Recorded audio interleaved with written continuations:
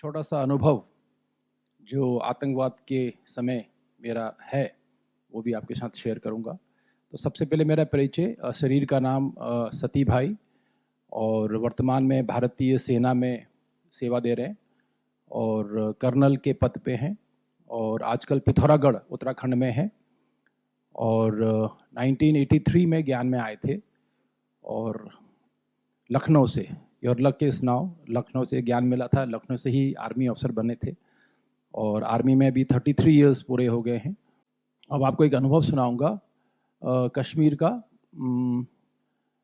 जब हमें एक खबर मिली थी और हमने कैसे मिलिटेंट को पकड़ने की कोशिश तो की, पर उस पूरी विधि में जैसे कि बाबा का ज्ञान प्रैक्टिकल रूप में ऐसे यूज़ हुआ कि मिलिटेंट भी सुधर गया, परिवार भी सुधर गया और आज दिन तक वो इस ईश्वरी परिवार के शुभचिंतक हैं। वो परिवार, कहानी इस प्रकार से है कि एक दिन रात को करीब 9 बजे हमें खबर मिली कि जो डल लेक है कश्मीर में, आप सब ने देखा होगा कुछ लोगों ने, तो बहुत ही सुंदर लेक है, 5 किलोमीटर वर्ग में वो फैला हुआ है और उसमें करीब करीब 1000 हाउस बोट हैं।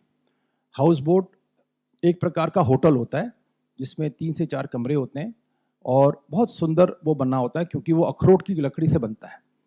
और उसमें हर गेस्ट रूम को इतने सुंदर ढंग से वो सजाते हैं कि एक एक दिन का किराया करीब करीब 10,000 रुपये होता है, उससे ज़्यादा ही होगा, उससे नीचे नहीं होता। और हर कमरा अटैच टॉयलेट होता है और एक अलग से डाइनिंग हॉल होता है उसमें, तो बहुत सुंदर होता है, बहुत उसको सजा के रखते हैं वो तो। और पानी के बीच में वो हाउस बोट तैरता रहता है, तो जब भी आप जाएंगे तो वो हाउस बोट में जब आप रहेंगे तो आपको फीलिंग ये आएगी कि जैसे मैं लेक में ही रह रहा हूँ, क्योंकि वो रहता भी लेक के बीच में ही रखते हैं उसको। तो 1000 के करीब हाउस बोट होंगे डल लेक में आज के दिन पे, और वो बहुत बड़ा टूरिज्म का अट्रैक्शन है और बिजनेस का अट्रैक्शन है। तो हमें खबर मिली कि फलाने एक सी किंग करके हाउस बोट था, सी किंग, किंग ऑफ सी करके हाउस बोट है, उसमें एक मिलिटेंट है। तो हम तुरंत पहुंचे डल लेक। तो हमारी एक ड्रिल थी मेरी, क्योंकि मैं वहाँ पे मेजर साहब था और मेरे नीचे करीब 100 जवान थे, तो हमारी एक ड्रिल होती थी क्योंकि मैं बाबा का बच्चा था। अब यहाँ तो आपके सामने ओम शांति और सफ़ेद ड्रेस में बैठा हूँ, और वहाँ तो ऐसा ड्रेस नहीं था, वहाँ तो पूरा लड़ाई का ड्रेस और हाथ में AK-47 रहती थी, छाती पे बुलेट प्रूफ पहनता था जैकेट हमेशा, क्योंकि कब गोली लग जाए इसका कोई भरोसा नहीं था। और सर पे भी हमारा एक बुलेट प्रूफ हेलमेट होता था कि अगर सर पे गोली कोई मारेगा तो एकदम मौत नहीं होगी, सिर्फ घायल हो सकते हैं, वो भी बुलेट प्रूफ होता है, पर भारी बहुत होता था। सर वाला करीब करीब 2.5 kg का होता था और छाती वाला करीब करीब 4.5 kg का होता था। तो काफ़ी वो लोड लेके चलना पड़ता था। कई बार गर्मी में तो बहुत दिक्कत होती थी, बट चूंकि हमारी जान की बात है तो उसको पहनना पड़ता था, ऑर्डर था उसको पहनना। तो हम जब चलते थे अपने ऑपरेशंस के लिए, तो एक आदत में डाला हुआ था कि 2 मिनट बाबा को याद करके जाएंगे, अर्थात प्रेयर्स करेंगे, मेडिटेशन करेंगे। जवानों को समझ में नहीं आता था कि ऑफिसर कैसा अजीब सा ऑफिसर है, खड़ा कर देता है हम सबको, है ना, कहता है भगवान को याद करो। बाद में उन्हें समझ में आया कि ये ड्रिल के पीछे बहुत बड़ी ताकत थी, क्योंकि मैंने उनको समझाया कि जो हम ऐसे खड़े होते हैं तो हमको छत्र छाया मिलती है उस परमात्मा की, और वो जो बुलेट प्रूफ का काम करता है उसके सामने सारे बुलेट प्रूफ फेल है। क्योंकि मैंने ऐसे ऑपरेशंस देखे हैं जहां बुलेट प्रूफ पहना हुआ जवान को गोली लगी पेट में, क्योंकि उसका बुलेट प्रूफ ढीला पहना हुआ था, और वो मर गया 2 घंटे बाद। तो ऐसे कई किस्से हमने देखे हैं कि बुलेट प्रूफ के बाद भी लोगों को गोली लगी और लोग घायल हो गए या मर गए। और हमारे साथ कमाल ये हुआ कि 2 साल वहाँ रहना हुआ, 95 से 97, तब मिलिटेंसी भी पीक में थी। एक भी ना तो गोली लगी ना एक गोली मारनी पड़ी, प्यार से ही सब काम हो गया।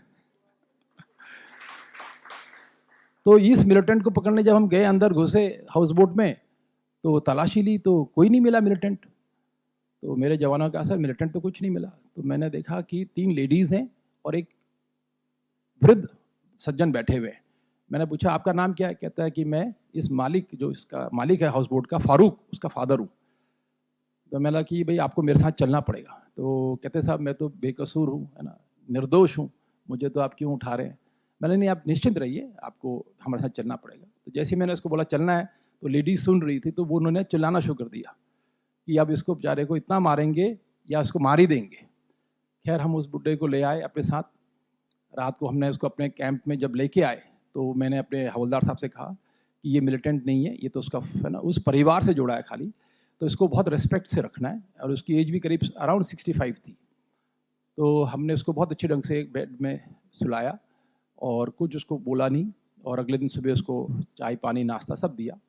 और उसका जो बेटा था वो दिल्ली गया था बिजनेस के काम से, तो उसको पता चल गया रात को ही कि फादर को उठा के ले गए हैं, और ऐसे आर्मी ने आके धावा किया और पूरा हाउस बोट सर्च किया। तो वो अगले दिन एक पहली फ्लाइट से आ गया। अब उसको ये नहीं पता था कि किसने उठाया है, कहाँ उठा के ले गए, उसे कुछ पता नहीं था। बट उसको इतना पता चल गया, क्योंकि हम लोग जब ड्रेस पहनते तो हमारा नेम प्लेट होता है ना, नाम लिखा होता है, तो उनको कहीं से पता चल गया कि सती साहब थे। तो उसने पता किया अपने मित्रों से, तो पता चल गया उसको कि एक मेजर सती है, फलाने कैंप में इंचार्ज है, तो वहाँ हो सकता है गया हूँ। तो वो जैसे तैसे मेरे पास पहुँच गया।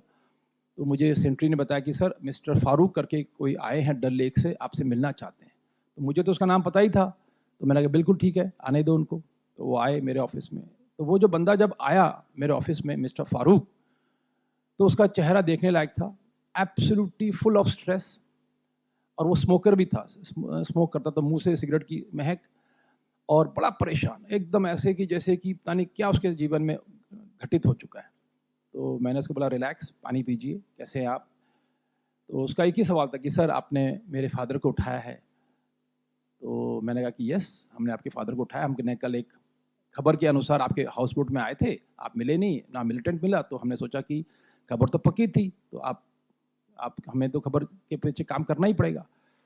कहता है सर वो मिलिटेंट जो है वो मेरा भतीजा है। कभी कभी 1-2 मिनट के लिए या 5 मिनट के लिए वो हमारे हाउस बोट में आता है और चला जाता है, और हमने उसको इशारा किया यहाँ मत आया करो, क्योंकि ये हमारा बिजनेस अफेक्ट करता है, और पुलिस भी हमें परेशान करती है, आर्मी भी अब परेशान करने लग जाएगी, तो आप यहाँ मत आओ, आप सुधर जाओ या हथियार जमा कर दो या रास्ता ठीक करो, बट यहाँ मत आओ जब तक आप रास्ते पे नहीं आते। बट वो फिर भी कभी कभी ऐसे आउट ऑफ सरप्राइज आ जाएगा।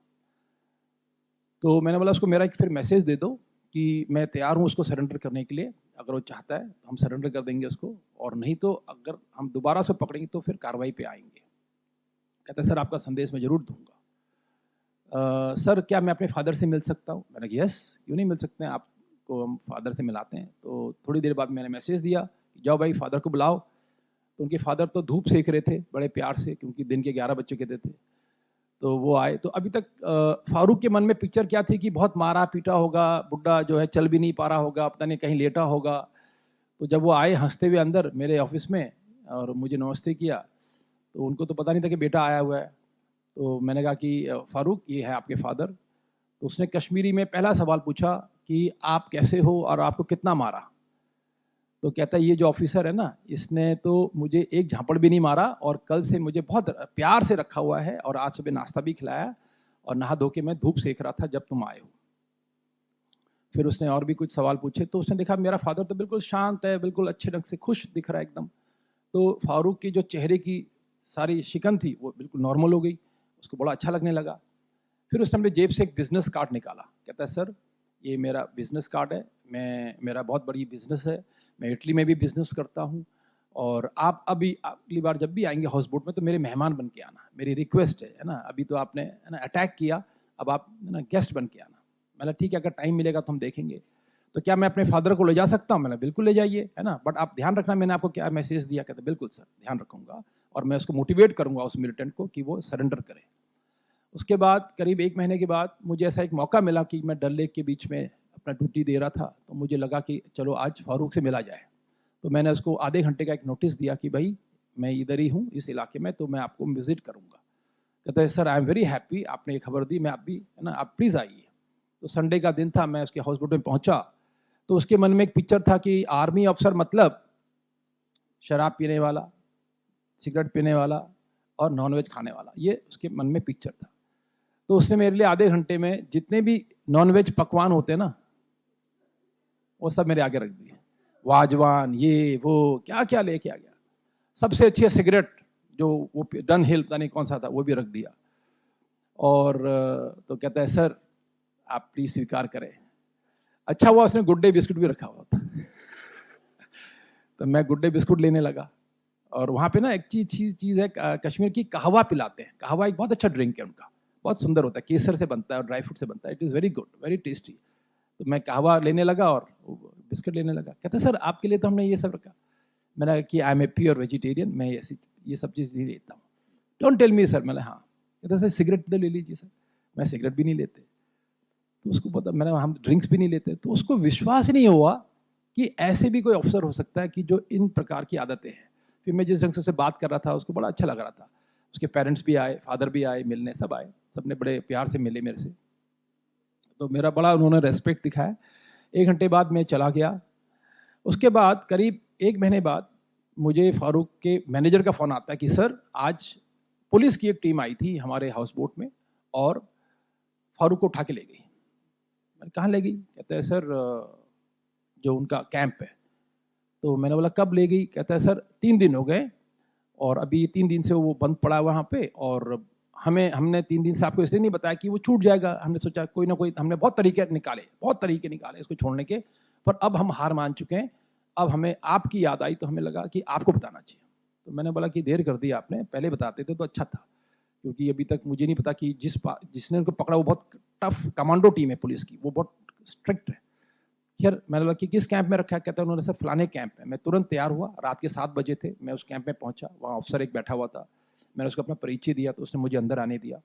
मैंने बोला कि यार आपने मेरे एक मित्र को पकड़ा है। कहते कौन है सर आपका मित्र? मैं कहा फारूक। कहते हाँ सर, हाउस बोट वाला एक। मैं क्यों पकड़ा? कहते सर उसका घर में मिलिटेंट्स आते हैं। मैंने कि यस करेक्ट है स्टेटमेंट, बट वो मिलिटेंट नहीं है, वो उसके भतीजा मिलिटेंट है, हमें उस पर गौर करना चाहिए and we should not trouble him. आप उसको जानते? मैंने हाँ मैं इसको जानता हूँ, मेरा फ्रेंड है और मैं उसको अच्छे ढंग से जानता हूँ, बिजनेसमैन है।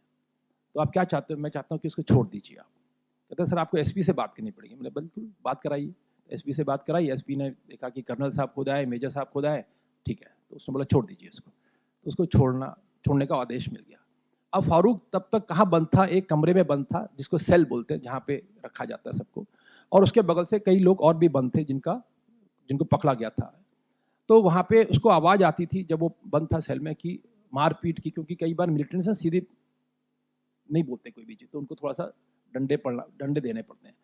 तो उसको जब बुलाया गया तो उसने सोचा कि अब मेरा डंडा खाने का टाइम, क्योंकि उसको तो ये कहा गया ना आपको बुला रहे। तो वो डरा हुआ सा, बिल्कुल वही शक्ल एकदम, है ना, कि जैसे मुर्गा कटने के जाता है तो क्या शक्ल होती है आप समझ सकते हो, तो वो इसकी शक्ल थी। तो जैसे वो ऑफिस में आया, उसने मुझे देखा तो जैसे कि ना राम भरत का मिलाप।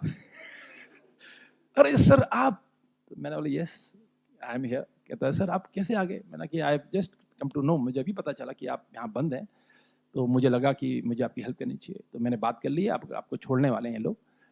कहता है सर, तो उसको बिल्कुल रिलैक्स हो गया। Sir thank you very much, आपने ना मेरे को बचा दिया। मैं नहीं, यू आर माई फ्रेंड, आपने कहा था ना हम दोस्त हैं, तो दोस्ती का तो ये फ़र्क होता है। तो उसके बाद पुलिस ने इसको छोड़ा। तो रात को मैंने बोला कि जब भी तुम घर आओगे तो मुझे कॉल करना। तो उसने करीब 11 बजे मुझे कॉल किया कि सर मैं घर पहुंच गया हूँ और कल आपसे मिलना चाहता हूँ। मैंने बिल्कुल आइए, आपको ले तो खुला है मेरा कैंप। तो अगले दिन वो 11 बजे अपनी एम्बेसडर कार में आया, मुझे मिला। कहता है सर ये मिठाई का डब्बा लाया मिलने। मैंने अरे इसकी क्या ज़रूरत थी? ये तो ज़रूरत ही नहीं थी, तो हम तो दोस्त हैं, दोस्ती में तो सब चलता है। कहते नहीं सर आपको मैं क्या कहूँ, है ना, मैं 2-3 बातें कहना चाहता हूँ। मैं बताइए। कहते सर देखो, जब मुझे पकड़ा ना तो 3-4 बातें मेरे दिमाग में चल रही थी। पहला कि मुझे पैसा देना पड़ सकता है पुलिस को, क्योंकि पुलिस खाती है पैसा और मैं छुड़ जाऊंगा। दूसरा कि मुझे इतना मारा जाएगा कि मेरे 6 महीने तो मैं बिजनेस नहीं कर पाऊंगा, फिर मेरे को बहुत बड़ा लॉस हो जाएगा। और तीसरा कि आप जैसे बंदे आए और मेरे को आपने उठा के बिना किसी पैसे के, है ना, और सम्मान के साथ, अभी पूरे हाउस बोट्स में एक खबर फैली हुई है कि कोई मेजर साहब आया था इसको बचा के लेके गया, तो उल्टा आपके आने से मेरी इज्जत हो गई, है ना, बहुत सम्मान हो गया। और घर वाले जो इतने परेशान थे, इतने दुखी थे, है ना, 3 दिन से स्ट्रेस में थे, उनको भी आपके वजह से सब स्ट्रेस फ्री हो गए। तो मैंने बोला यार ये तो हमारा फ़र्ज़ था। कहते नहीं सर, मेरी माँ जो है वो बहुत नमाज पढ़ा करती है, रोज़ सुबह शाम मस्जिद जाती है और वो हमारे घर में सबसे ज़्यादा, है ना, पूजा करती है। तो हम आपको यही कहना चाहते हैं कि जब तक हम नमाज अदा करेंगे आप हमारी दुआओं में रहोगे। तो मैंने कहा कि नहीं नहीं यार, ये तो धन्यवाद इसके लिए, बट ठीक है हम आपके साथ रहेंगे, आप निश्चिंत रहिए।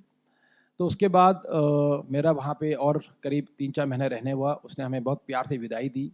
फिर 14 साल तक मैं कश्मीर गया ही नहीं। जब 14 साल बाद मुझे फिर कश्मीर भेजा गया 2011 में, तो मुझे लगा कि बहुत समय हो गया, हाउस बोट में जाना चाहिए और कश्मीर में, और फारूक से मिलना चाहिए। तो एक दिन संडे को मैं अपना सिविल ड्रेस पहन के निकल पड़ा, क्योंकि जब हम सिविल ड्रेस में जाते हैं कश्मीर में तो हमें फिर गार्ड की ज़रूरत नहीं होती है, हमें कोई प्रोटेक्शन नहीं चाहिए होता है, क्योंकि उसका सिविलियंस बन जाते हैं तो गेस्ट भी ऐसे ही घूमते हैं, टूरिस्ट भी घूमता है, तो हम भी निकल गए। तो मैं हाउस बोट के जब नज़दीक पहुंचा डल लेक के, तो मैंने पूछा कि भाई यहाँ पे सी ऑफ किंग करके एक हाउस बोट था, दिख नहीं रहा, कहाँ चला गया ये? कहते सर वो तो फारूक का है। मैंने हाँ फारूक का है, तो किधर है वो? कहते सर वो अंदर अभी जाएंगे थोड़ा सा तो वहाँ मिलेगा आपको वो, और वो तो बहुत बड़ा आदमी है, उसके पास तो अभी 4 हाउस बोट है और बहुत अपना सुंदर एक आइलैंड है उसका अपना सुंदर सा, वहीं वो बैठा रहता है और उसका बिजनेस है बहुत अच्छा चल रहा है, तो आपको ऐसे जाना पड़ेगा। तो फिर मैंने लिया एक शिकारा और अंदर चला गया उसके हाउस बोट। तो जब मैं पहुंच रहा था उसके हाउस बोट की तरफ, तो वो बैठा हुआ था लॉन में, अपने सुंदर से लॉन में अपनी वाइफ के साथ, और उसकी नज़र अचानक मेरे पे पड़ी। तो उसकी वाइफ ने तुरंत देखते हुए कहा कि देखो मेजर सती आ रहे हैं। मतलब 14 साल बाद भी वाइफ मुझे पहचान गई। तो मैं जैसे उतरा तो हम बड़े प्यार से गले मिले। कहते सर आप यहाँ कैसे आ गए? तो मैं कि मेरी दोबारा आर्मी ने पोस्टिंग यहाँ पे की है और मैं 2 साल अभी यहाँ रहने वाला हूँ। तो उसे बहुत खुशी हुई। तो उसने बोला सर आप पहली बार जब यहाँ आए थे तो आप बहुत कम आए हमारे हाउस बोट में, और ना तो और आपका कोई गेस्ट भी नहीं आया, पर अभी कश्मीर की हालत अच्छी है। 2012 का ये समय चल रहा है, 11-12 का, तो अभी काफ़ी हालत ठीक है, मिलिटेंसी भी बहुत कम है।